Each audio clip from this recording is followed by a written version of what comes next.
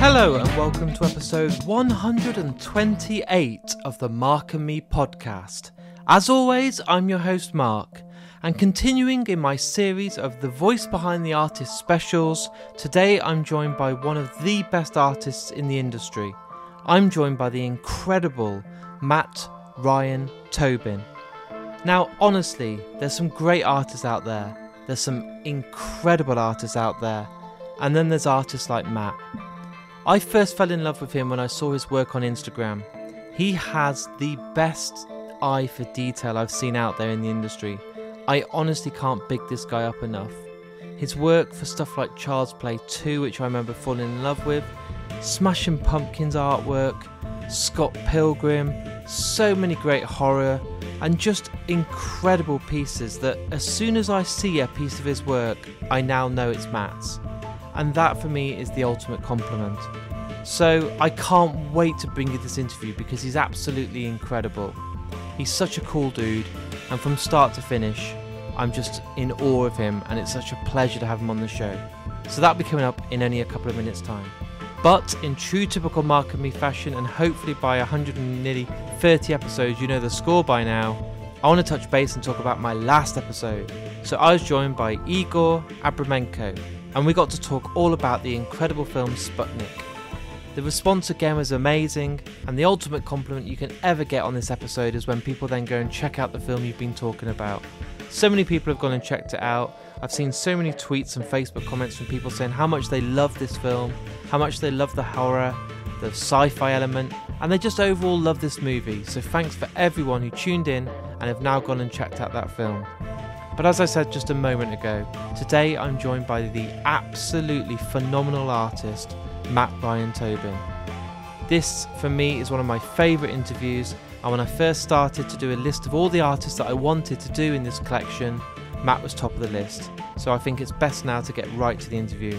So here's me and Matt Ryan Tobin talking all things art.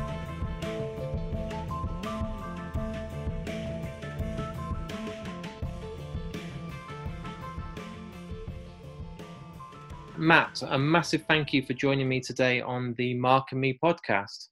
Well, thank you for having me, Mark. What I want to do at the moment is take it right back to the early days when you were growing up. And can you remember those first movie posters or those artists? I suppose at that age, you're not really looking out for artists, but those pictures that made you fall in love with art. Yeah, I mean, some of the earliest stuff, it's strange because I'm a child of the late 80s. So by the time I think I was old enough to recognize movie posters in general, the illustrated movie poster was kind of on its way out. You know, we were entering the 90s, so yeah. It was the beginning of the large heads over the horizon. Do you know what I mean? It was the beginning of that. Yeah. But like I do remember, and yeah, and you're right. I don't really remember the artists from the time, but there were definitely posters like I loved the original one sheet for Last Action Hero. That was such a great poster. That was one that I really loved. I'm trying to think back now, but for me, I think it was more like just VHS box art in general. I was just attracted to, you know, in the movie stores and stuff. A lot of horror stuff really intrigued me at a young age. Don't know why, can't explain it, but you know, I think that's the way for a lot of fans of horror. But one cool thing is, though, I do remember being when I was pretty young, maybe around 5 or 6, we had a local mom and pop sort of rental video store in my hometown. Yeah. And we went there a lot. Me and my dad, we rented lots and lots of movies. And they got so familiar with us there, I would always want the movies that were hanging up in their windows in like the sort of marquee. Yeah. And, you know, I would be like, you know, I want that poster. At one point, I think it was a Scream poster, High Fidelity poster. There's a whole bunch of them. But anyways, normally they just throw them out. They saw me as like this little eager kid who just wanted these posters. So they're like, hey, you know what? Every time you come in, we'll keep a box for you behind the counter with the rolled up, and they would roll up the posters, right? Some of them would be sun-soaked and bleached out, you know, from being in the window, but I didn't care. And they'd be like, you can just have your pick of the crop or whatever. And so, yeah, I used to have a lot of movie posters in my room. But, yeah, unfortunately, it was a lot of 90s stuff. So it was very, you know, just photography, really. So were you sitting there at that age trying to draw them yourself? Did you have that love there? Were you going to school really loving art, or was it later on in life? Oh no, art for me, I've been a creative person from as far back as I can remember. I was always drawing Yeah. at a very young age. But it was a lot of comic book stuff for me. When I was really young, I kind of fell both out of art and the comic world. Though when I kind of hit my mid-teens, I became a musician. Yeah. Well, I'd been a musician from a young age, but became a professional musician like just at the end of high school. And so my touring band career kind of took over. So both comic books and just drawing in general kind of fell by the wayside. But it was always there. Like my love for it was always there. And I was kind of doing like Photoshop design, doing merch designs and stuff for my band at the time and other bands. Yeah. But but regardless, it's always been a part of me. It's always been something that I've loved. Was illustrating from a really young age. I just recently helped my mom move, and she had this big sort of tub of like all these drawings that she had held on to that she didn't even know she had all this old stuff. And I posted one recently on my Instagram of an illustration I did of The Crow. Yeah. Like probably right when that movie came out in like 94. So I think I was 6 or 7 years old or something like that. And I found like lots of like Wolverine drawings and all this kind of stuff that I done when I was a kid. And I was like, man, I feel like if I had stayed on it that whole time, I'd be a way better artist than I am now. But it's cool to look back on that stuff. So yeah, it's been a part of my life pretty much forever. And were your family very supportive? I mean, when I was growing up, I was in a band, and my parents were always like, you need to get a real job. So, it was always that kind of culture and mindset. But did yours were they like, go for art, go try be a guitarist, go be in a band? Were they all for you doing these creative things? My dad 100%, because my dad's a creative person. He owns his own flooring business now, but he's always been hands-on, just creative, artistic, played guitar. He used to draw pictures with me. I would ask him to draw things for me and just watch him draw. But it was always very not like what he was doing full time or anything like that. But I think for my dad, all the things that I loved were the things that he grew up loving. And so he kind of lived a little bit vicariously through me, but in a really positive way. Yeah. So he was very supportive in that way. My mom was a little tougher. My parents split when I was about 7 years old. So it was divisive already. But my mom, I think she was more of a realist rather than a dreamer. My dad's a bit of a daydreamer and, that kind of personality. And that's kind of how I am too. But my mom was always very I think she was more concerned about me actually just, surviving in general. And is this something that's going to take you here and here and here and whatever. And I essentially dropped out of high school to go on tour. So I still don't have my high school diploma. And she always hated that, but it always came from a motherly, parental place, you know what I mean? So I'm not throwing her under the bus or anything like that. You need two sides of the coin, with parents, I think. So, but for the most part, but once music took off really well and art took off really well, I think my mom started to see the value in it. And then now it's the whole other way around. Now she's 100%.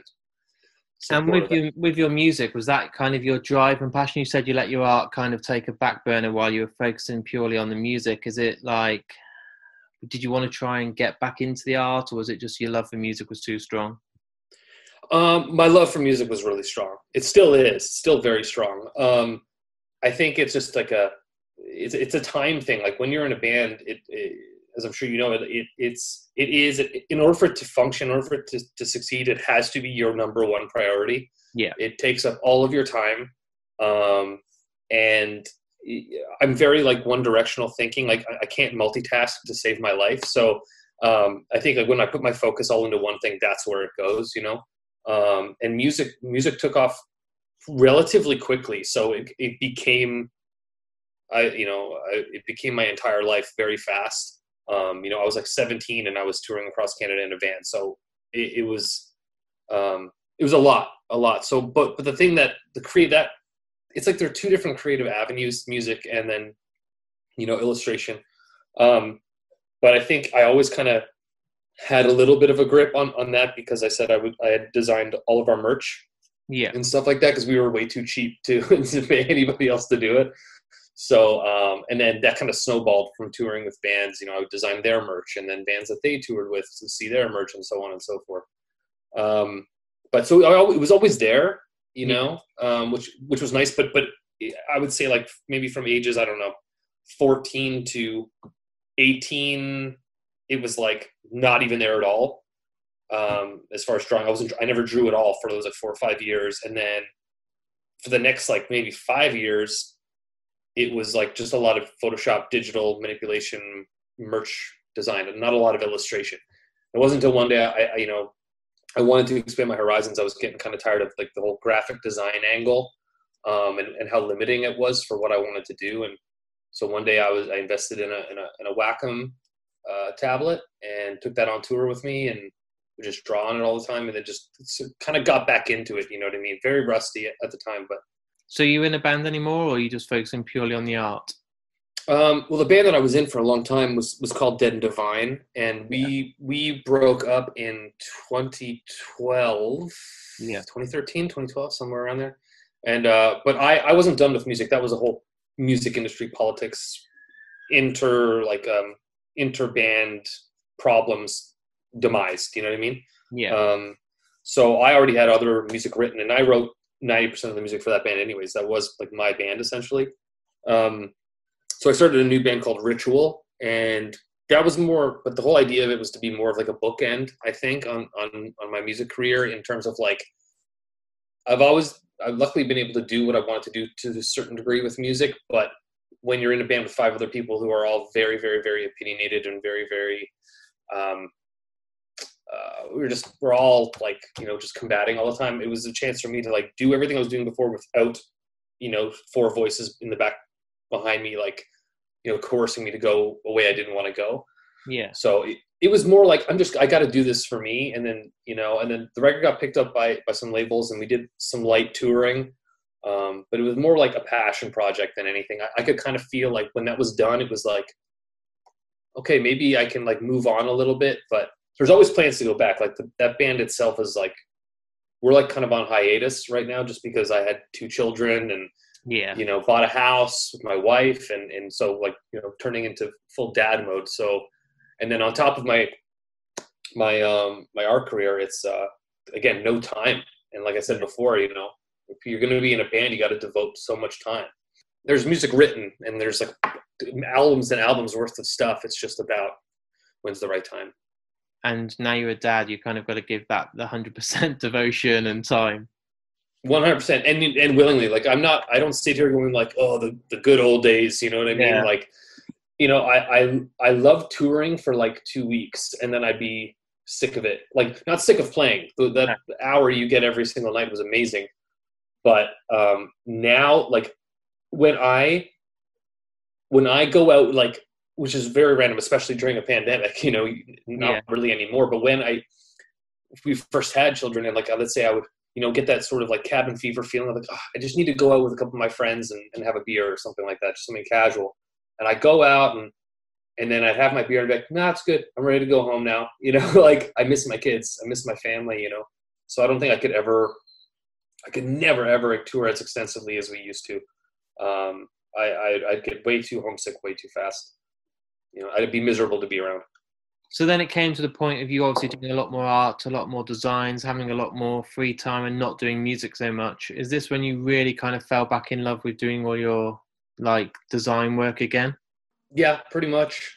Yeah, and it's a whole other release. You know what I mean? It's like there's a hole in my heart that's there because of the music, but the hole that was there for that other creative side is definitely fulfilled, and not fulfilled in the sense that I'm done, but it's something that was missing in my life, like a completely pure, just of oneself form of expression. You know what I mean? Yeah. Which again harkens back to me saying, having those other guys in the band kind of chewing at my ear all the time about creative decisions. So it's nice to have that completely singular form of expression. And And it's great. It's a great world. I've met lots of wonderful people and talented artists, and it's nice. It's like the music industry, but completely different. And there's way less assholes. Yeah. You know what I mean? One thing I've learned just from speaking to artists over the last few months is the community is so strong. Like, if you think of being in a band, it's always about who's playing the final slot at a show, so it's always battling. They do a fucking battle of the band, which is all about rivalry. It's like sports.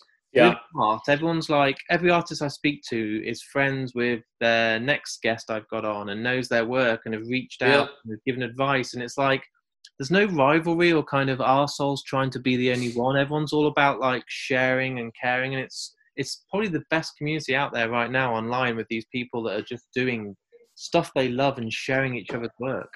Absolutely. And I think that's why I fell in love with it so quickly. When I first met, say the first artists I really got close with was Gary Pullen, Jason Edmiston, Justin and Paige from Phantom City, and Sarah Deck, and my good friend James Ream Davis. And these were all people I looked up to. Like I considered them untouchable to a degree, right, when I first started out. And then, through my persistence, maybe is the right word, but also, just their openness and willing to help, like now, help me starting out, like now we're the best of friends. And it's like, in what world does that happen?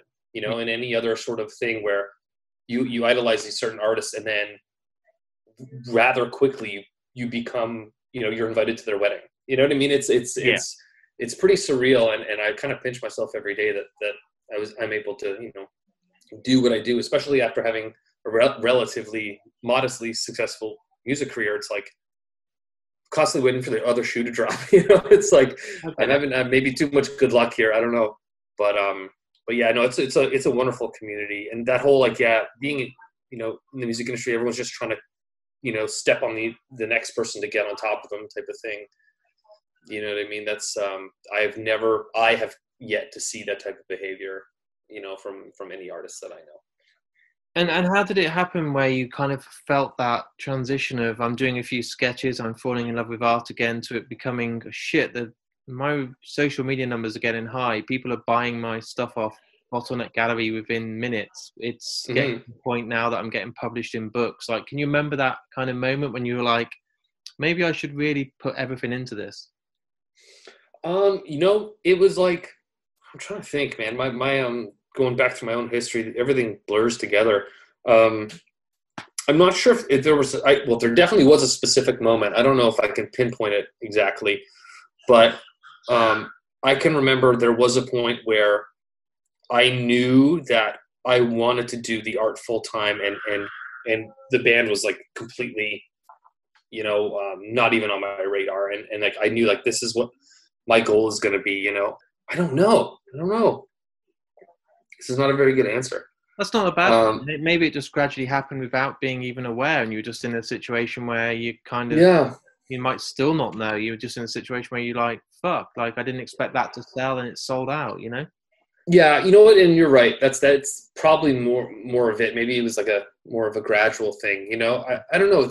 I haven't paid as much attention to it in that regard, other than knowing that when something like that happens, like when a first poster sells out, you're like, holy shit, you know what I mean? Yeah. It's a big deal, and then you're like, okay, and but it maybe I think you hit the nail on the head in terms of like, it's more of a gradual thing, but it doesn't mean I'm not aware of it or I'm not appreciative of it.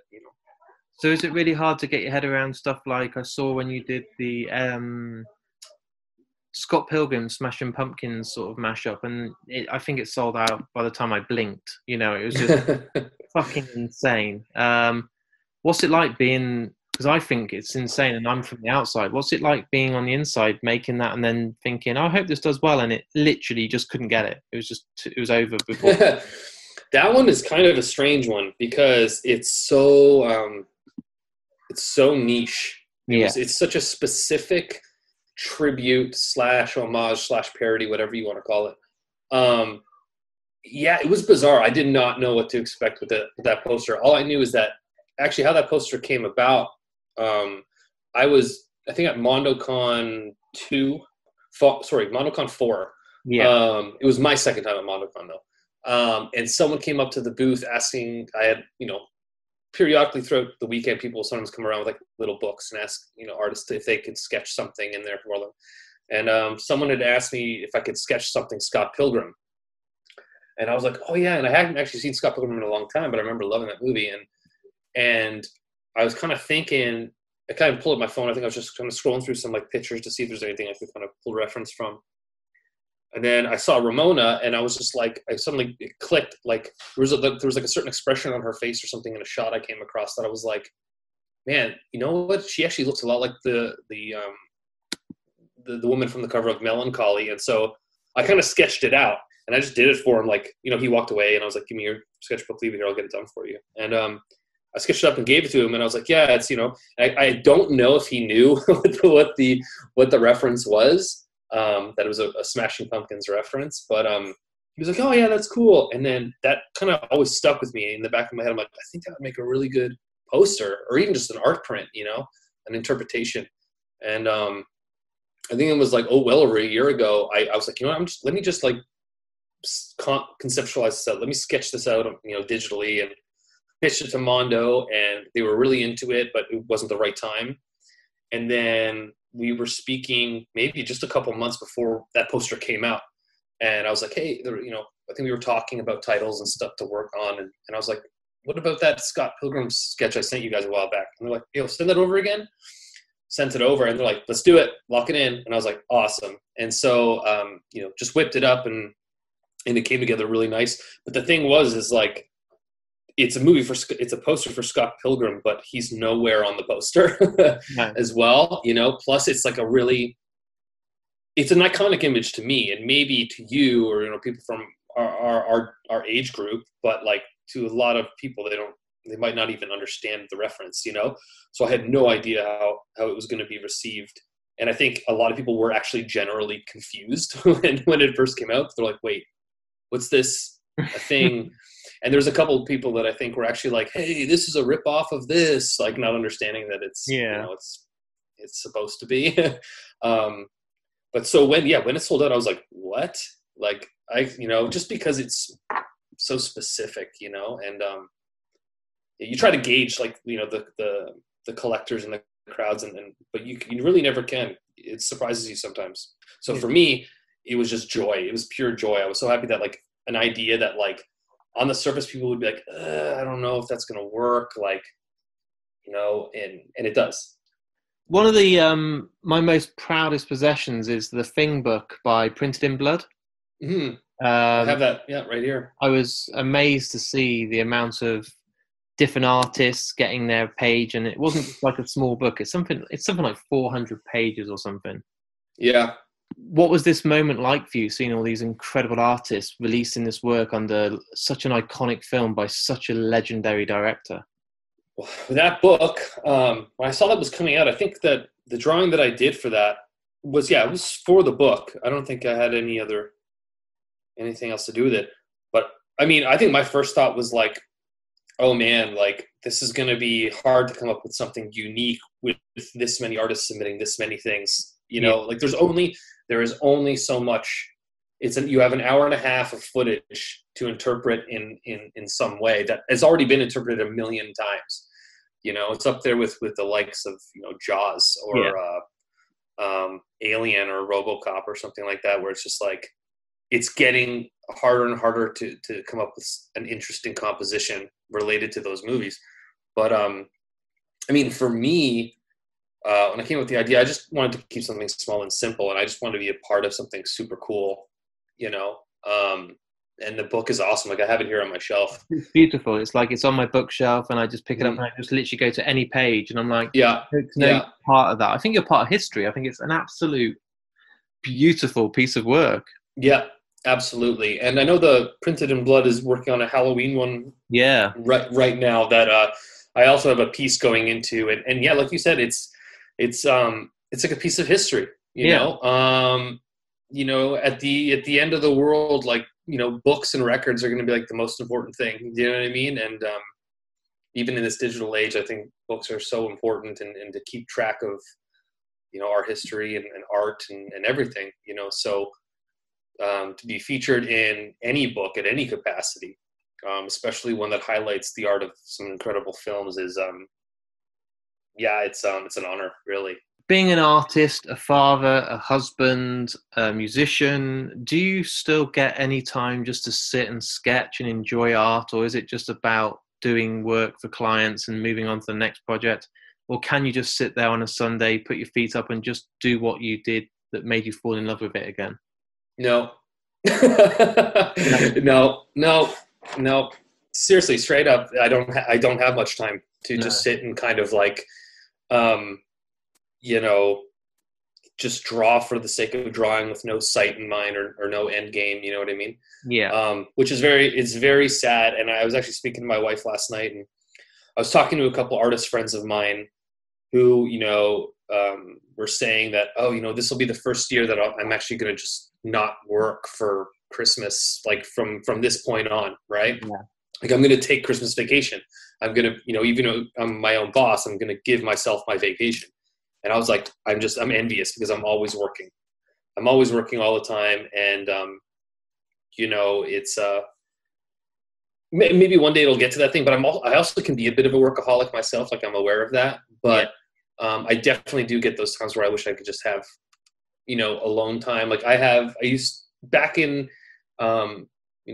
years ago, I used to specifically at the end of each workday, I would go into my living room, my apartment, and like make a cup of tea, sit down, and I would go through like whatever, crop of comics I was reading that week or books, and just read all my trades, and then like read a couple chapters, just have those and like put on a record and just sit there. You know what I mean? And I miss that a lot because you need to decompress, you know, and that doesn't really happen. It's like, if I'm not working in here, there's something else to be done. We just bought this house back a year ago in November. Yeah. And it's a total redo. Like, so there's always housework to be done. I mean, my wife, honest to God, she's a saint, but she does most of that stuff because I'm usually in here working. She's way more handy than I am. Yeah. So she does a great work. But if I'm not in here working, I'll do my best to help her with what she needs. If you have time to lean, you have time to clean type of, sort of mentality around here from time to time, So it's a bit sad, but it's not. But the thing is, I love what I'm doing. So I'm passionate about each job. I try not to take on projects that I'm not passionate about, because work can become work really fast. You know what I mean? And trying to hold on to some sort of semblance of the love for it is extremely important. So I try to still try to hold on to my sort of punk rock roots of like, I don't want to do that because I don't want to do it. You know what I mean? But also being a father, that can be kind of contradictory, because it's like, I don't want to do that, but I also have 2 kids I have to feed. So I got to do that. You know what I mean? So a question I've asked every artist that's been on the podcast is, what advice do you give to other artists? So everyone's got Instagram, everyone's got Facebook, Twitter. They're trying to get their art out there. They're doing homages to their favorite films. But what advice do you give to those guys that are listening, that are a fan of your work, that want to become the next you, or the next Matt Ferguson, or the next Drew Struzman? What kind of advice do you give to these guys? The same advice given to me, and I'll tell you who gave it to me. It was, I'll give you 2 pieces, actually. One was from Justin Erickson from Phantom City, and we had met at a convention, and I was asking him all the questions. How do I get into galleries? How do I do this? What should I do? Blah blah blah, blah. And he stood there and he told me, he goes, best thing you can do is just keep making art. Yeah. He goes, just make art, build your portfolio, make art with no purpose, make it just to express, just make it, just build your portfolio up, whether it's just for you or if it's something you want to present to people. Constantly be making art, and be thinking of like compositionally strong stuff as well, like experiment. You know what I mean? He said it in way more eloquently than I can remember, but the sentiment still sticks. So that's very important. Just make art for art's sake. You know what I mean? That's when the best stuff's going to come out. And then Gary Pullen also gave me some great advice when I was kind of concerned about like how some artists their methods and how they approach art or what they do or whatever. And I was worried that like, oh, I don't have the training. I never went to school for art, and I feel like imposter syndrome a little bit. You know what I mean? And he said, it doesn't matter what car you drive to get to the party, as long as you get to the party. Nice. And I was like, man, they're both like the two Yodas on my shoulder, and then Jason Edmiston as well is like a guru for that kind of stuff as well. But those two things just early on in my career stuck with me. And I think they're both very important. Like, just do you, and just keep doing it. You know what I mean? Don't second guess, and do what makes you happy, and just keep doing it as much as you can. Someone will pay attention. Someone will notice. Someone will catch it. Is there a band and a song, when I ask you the question, that instantly goes into your heart and head and soul? What song would be the outro music for your episode that would be perfect? That is a song you fucking adore and love and would represent you? Oh Jesus! And I'm asking. It's literally one of two songs that are in my brain right now. I'm gonna go with. Let's go with a banger. Let's go heavy. I'm gonna say let's go with X. The song is called XYU by the Smashing Pumpkins. Amazing. One of the heaviest songs ever written. Yeah, that's amazing. I fucking love Smashing Pumpkins. I talk to Billy Corgan all the time, and he keeps promising to come on the podcast, but he never. Oh yeah. That's really awesome. Busy. He's really busy, but he always replies. If you ever reach out to him on Instagram, he'll always reply. Oh yeah. I've had very minimal interactions with him over the years. My old band Dead Divine, we actually did a cover of "The End Is the Beginning Is the End." Amazing tune. And I just sent it to him on a whim, and he loved it and got back to me and said some really, really nice things. So isn't it? It's like fair play, like Billy Corgan, the guy that wrote 1979. It's like fuck. Yeah. I appreciate your time today, Matt. It's an absolute pleasure to talk to you. It's been Mark, thanks for having me, man. No, I appreciate it, Mark. I had a lot of fun, man. We should do this again soon. Take care, man. So there it is. There's my interview with me and Matt. And I think I've said this nearly on most of my episodes, but when you're listening back and I'm doing the editing, I always wish I could have had long with the guest. And with Matt, it's no exception. Honestly, I wish I could have sat there and talked for hours. He's such a cool guy, we've got a lot in common, his illustrations are just mind-blowing, his taste of music and his band is incredible, and overall I just love the dude. He's so rad, and I can't wait to get him back on for another episode, hopefully in the near future. If you at this point have listened to the interview and haven't gone and checked out his work, go on worksofmattryan.com. Order yourself some prints. There's some of the best artwork out there, and Matt has been so kind and donated probably one of my favourite pieces of artwork ever. And you didn't hear it on the episode, but he actually said at the end, oh, you can have one of the Scott Pilgrim prints if you want. And I was like, are you serious? So yeah, if you check my social media channels over the next few days, there's going to be an opportunity to win the Smashing Pumpkins style Scott Pilgrim artwork. And honestly, whoever wins that, I'm going to rob your house because it's one of the best prints out there and I really want it. I want to give a massive thanks to Matt for taking the time out to come on the podcast. It's an absolute pleasure to have you on, and you're welcome back whenever you want. A massive thanks to you guys out there for taking the time to listen. If you want to support the podcast, it's easy. You can go on to markandme.com. On there's links to Twitter, Facebook, Instagram, email, all the sorts of things you need. And if you really want to support me, share the episode. Jump on your Instagram, jump on your Twitter or your Facebook, retweet or share it across your network or show it to your friends. That brings a whole new audience to the podcast, and that's something that money can't buy, and it is really, really appreciated. Also, if you really, really love the podcast and you really want to support me, I do have a Patreon page. On there's exclusive badges, there's stickers coming up, there's some incredible prizes from Vice Press every single week, and every penny that you invest via Patreon goes right back into the podcast. I make no money off this, and it means I can go out there and do more and more interviews, which means more and more episodes for you guys out there at home. I'm back in only a few days' time with a brand new episode. I say this every time, but it's never been busier. Whilst everyone's in lockdown, it's an amazing opportunity for me to go out there and conduct more and more interviews. So stick around, I'll be back in a few days' time, and until then, take care.